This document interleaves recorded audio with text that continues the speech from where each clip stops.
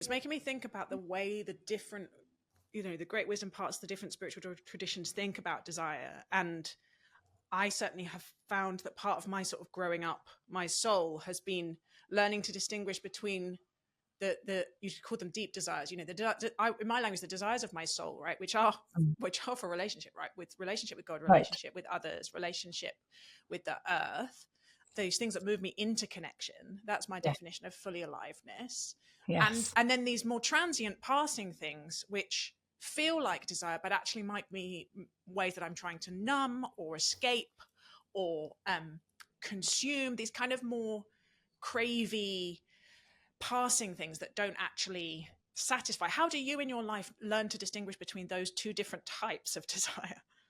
Yeah, I think that's a great question. I think that there is the desires that emerge as part of our conditioning as human beings that live in a culture with other humans.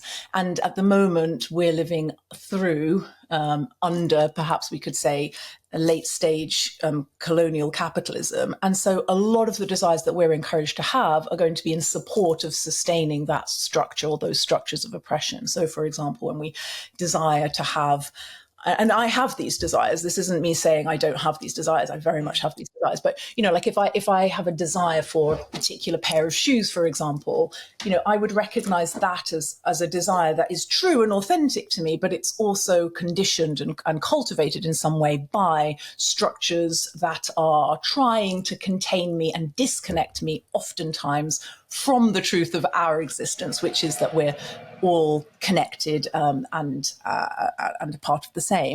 And then I think there are those other desires, as you describe, that I would describe as deeper desires, which are the sacred desires.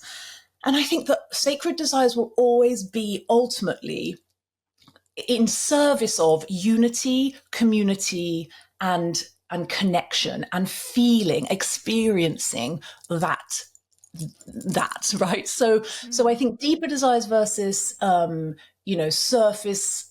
I mean, when I say surface level, I mean, I'm going to use astrology speak because it's one of the languages that's very important to me. But I have Sun in Taurus, Scorpio ascendant, which for those people that know anything about astrology will know that the people that have Sun in Taurus are very considered to be quite materialistic. They're considered to really love luxury and beauty.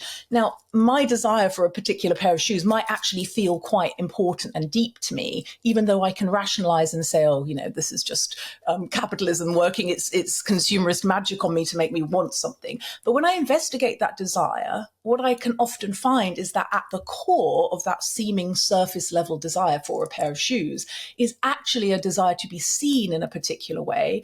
And underneath that desire, if I investigate it, is a desire to be connected and to be seen authentically as a part of myself, to be seen so that I can be in relationship and community with others. So I wouldn't probably, sometimes I wouldn't buy the shoes. But the point is that I've gained clarity about actually what I really want. And that desire, that true deep desire, will always, I believe, for everybody, by the way, I think this is just universally the case, will always lead to community, connection, unity.